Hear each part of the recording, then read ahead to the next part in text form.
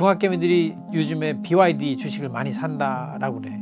통계를 보니까 지난 한 달 동안 거의 600억 원어치의 주식을 사들였다고 얘기를 하더라고. BYD 주식을 왜 그렇게 사나? 그래서 주가 동향을 보니까 올 들어서 대략 한 15% 정도 올랐더라고. 올 2월 저점에 비하면 45%가 올랐더란 말이지. 올 초에 주식을 산 사람은 돈을 좀 벌었겠어. 오늘 주식시장 얘기 한번 해보자는 거예요. 중국이 지금 세계 제2대 경제 대국이잖아요. 마찬가지야. 증시 규모도 세계 넘버 2야. 세계은행 통계를 보니까 미국 시총이 2024년에 한 52조 달러 정도 된다는 거야. 근데 중국 주식 시장의 총 시총액이 대략 뭐 한 10조 달러 된다고 그래. 그러니까 미국 증시 한 5분의 1 정도 되는 거지. 중국 증시가 2위고 3위가 일본이에요. 대략 한 6조 달러 정도 될 거야.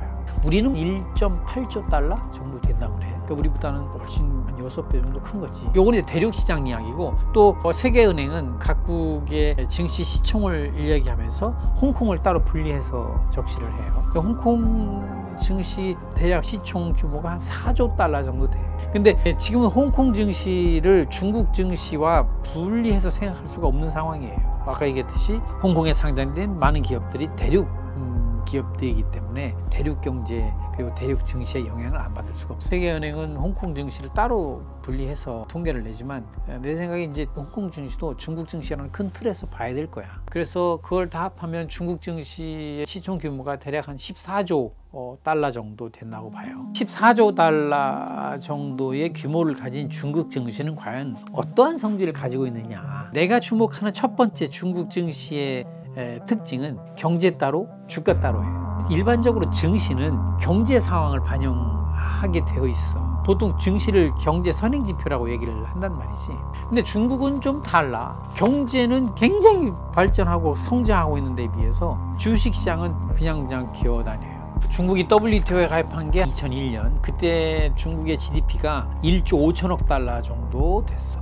근데 작년 GDP 규모가 18조 달러 정도 돼요. 한 12배 정도 올랐어.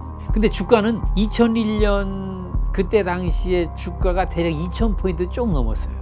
지금 상하이 종합지수 주가도 2000포인트 선이야. 그저께 보니까 한 2900포인트 정도 되더라고. 중국 경제는 무려 2001년 이후에 한 12배 정도가 성장했는데 주식 시장은 그냥 2000포인트 선에서 계속 긴 거야. 물론 그 중간에는 버블기가 있어서 갑자기 확 오르다 내리는 그런 기간이 있었지만 어쨌든 중국 주식은 경제 따로 주가 따로 이런 스타일로 움직였단 말이지.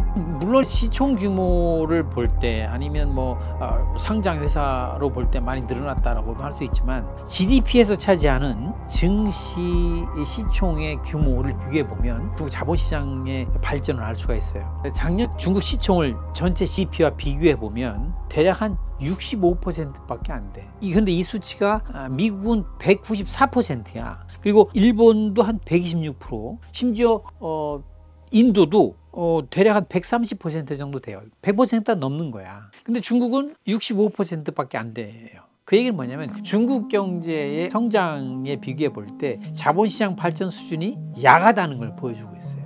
중국 증시와 경제가 서로 밀접하게 연결되어 있지 않다는 걸 보여주는 것이라고 할 수 있어요.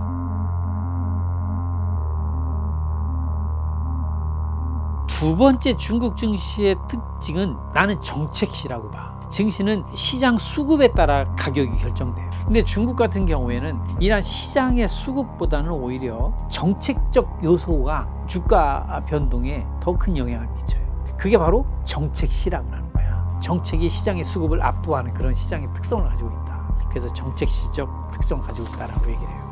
근데 이거는 중국 증시가 갖고 있는 어떤 태생적 한계를 가진 것이기도 해요. 중국 증시가 상하이 증시가 설립된 것이 1990년이야. 그때 사회주의 중국은 왜 자본주의 꽃이라고 하는 증시를 설립했을까? 1990년 당시에 중국이 국유기업 개혁을 활발하게 진행했어. 그 전에는 기업 대부분이 국가가 경영하는 형태였어요. 그러다 90년대, 80년대 국가가 경영에서 손을 떼고 지분만 갖는 그 국유기업 개혁이 진행돼. 국가가 이제는 직접 경영을 하는 것이 아니라 주식을 갖게 되는 거지.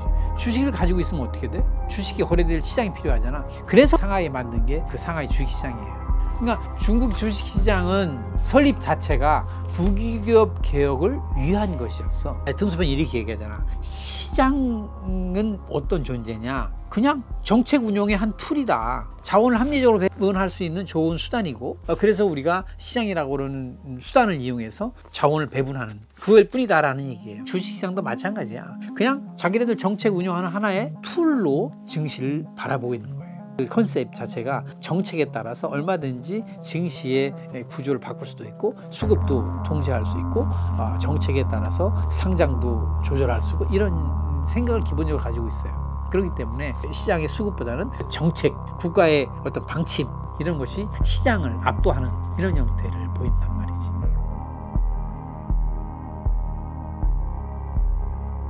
중국 증시의 세 번째 특징을 나는 도박장 시장이다, 이렇게 봐요. 중국의 우징리엔이라고 하는 아주 존경받는 경제학자가 있어요. 이 우징리엔이 2001년에 중국 증시는 마치 거대한 카지노 같다, 완전히 돈 놓고 돈 먹게 시기다, 이렇게 비판한 적이 있어요. 그때 당시에 시장에 횡행했던 부정부패, 기업 허위 공시라든가 내부자 거래, 기업 공개 과정에서 부패, 이런 거를 지적한 거예요. 근데 그 후로 이제 20년이 지났어. 과연 지금은 중국 증시는 도박장과 같은 부패의 온상에서 벗어났을까? 아니라는 게 내 생각이에요. 2022년 6월 달에 벌어진 일이었어요. 그때 베이징의 증권감독위원회 회계 담당자가 부정부패 혐의로 기소가 돼요. 그러니까 기업 공개 과정에서 부패로 돈을 먹어서 잡혀 들어간 거야. 바로 그 6월에 산둥성의 증권관리감독의 주임이 역시 똑같이 부패 혐의로 잡혀 들어가. 그리고 심천의 증감이 분소 회계 담당자가 사형을 당해. 역시 부패 혐의야. 이 얘기는 뭐냐면 중국 증시에 얽힌 부패가 아직도 만연하다는 걸 보여줘요. 올 2월 중국 증권감독위원장이 바뀌었어요. 본래 전통적으로 은행 출신 고위인사가 와서 증감이 주석을 했었는데, 이번에는 상하이 부시장 하던 분을 증감이 주석으로 자리를 옮기게 했어요. 왜 그랬냐면 이 양반이 그 부정부패를 때려잡는데 선수거든. 그래서 이 우징 증감이 주석이 취임 일성이 그거야. 앞으로 주식시장의 부정부패를 엄격하게 단속하겠다. 그 얘기는 뭐냐면 아직도 중국 증시에 부패의 연결고리가 강하게 남아있다는 것이지. 중국 증시는 이렇게 주가와 경제가 따로 놀고, 국가 정책이 시장의 수급을 압도하고, 게다가 그 내부적으로 부정부패가 심한 얼룩진 모습을 보이고 있단 말이지. 어쨌든 중국 증시는 생각보다 위험하다라는 게 내 생각이에요. 그래도 뭐 중국 주식시장에 투자를 해야 되겠다라고 하면 나는 이런 뭐 지수 투자보다는 개별 종목에 투자를 하라고 나는 권하고 싶어. 국가 정책과 시장이 만나는 그런 기묘한 종목이 있어. 국가가 적극적으로 밀어주는 분야에 그 중에서 시장화가 잘 된 기업, 그런 거 한번 찾아볼 필요가 있다는 것이지. 근데 중국은 워낙 등락폭이 심해서 말 그대로 칼날에 피를 혀로 핥는 것 같은 위험이 담겨 있어. 거기에도 하지 마. 중국 주식 하지 마. 절대로.